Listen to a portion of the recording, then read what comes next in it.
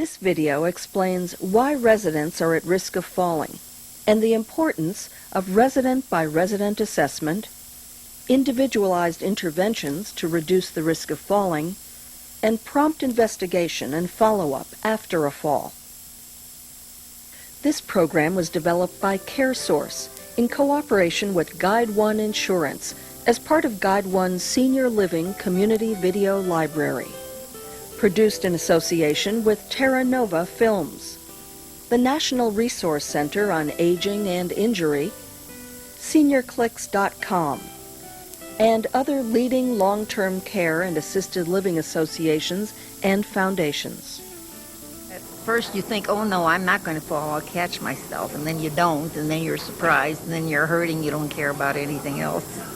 It's impossible to get up on your knees and get any help, and it makes you feel rather stupid and old. I don't know. I guess I'm clumsy. It happens so fast I can't tell you. It's just like that.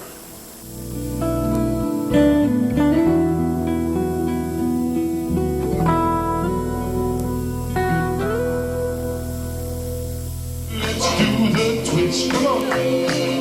Come on, baby. This year, thousands of senior living residents will experience something they've come to dread. They're going to fall. In fact, it's estimated that up to 50% of nursing home residents fall annually, and over 40% will fall again. Those of you who care for seniors know better than anyone else that a fall that could have been prevented is demoralizing to the resident, to the facility, and to the caregivers involved. It hits you professionally, financially, and personally. Reach for it. Good one. Wow.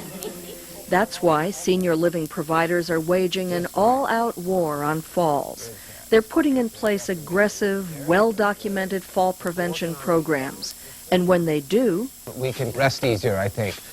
Just the fact that we know that several staff members are involved in the fall prevention program, and that's being monitored, so that if there is somebody that's really at risk, we have something that's implemented, that's in place to make sure that they're not going to have a fall.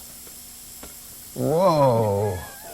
Well, certainly it helps the facility provide a safe environment for the residents, but more than that, I think it allows them to maintain their highest practical physical well-being, which adds to their quality of life.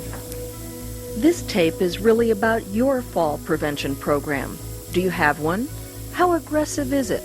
Are you keeping up with current studies? Is it a team effort? Practicing for the Olympics. To help you evaluate these questions, we're going to ask you to take time to talk about 4 different parts of a successful prevention plan. The first is just going back to basics. Why do residents fall? Granted, it's general knowledge, but have you asked that question recently in reference to your own facility? Then we'll be asking you to look from the inside out at the 3 strategies every fall prevention program needs to have in place. In-depth resident-by-resident assessments to identify those at a high risk for falls, up-to-date individual intervention plans to prevent those falls from occurring, and a comprehensive, well-documented follow-up investigation whenever a fall does, and let's face it, it will occur. But first, back to basics.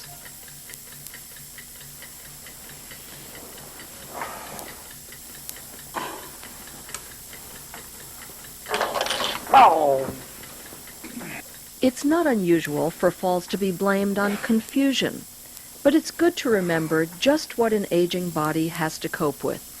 The big 3, I think, are loss in balance, loss of proprioception or knowing where you are in space, decreased vision, and decreased reaction time when you might encounter an environmental hazard like a rug or somehow trip. Your ability to right yourself under those circumstances with aging is decreased.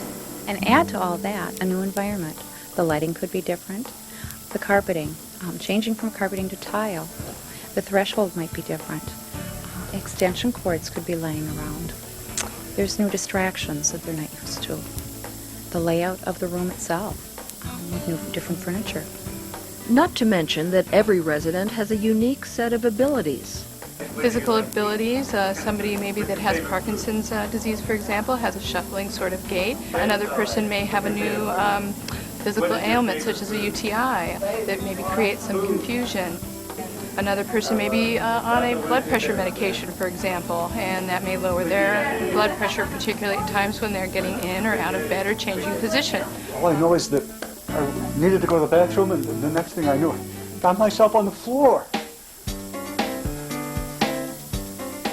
As you know, rarely does one independent risk factor bring someone down. It can be a tangled web of medical, environmental, behavioral, and rehabilitative issues. We can react by limiting activity and monitoring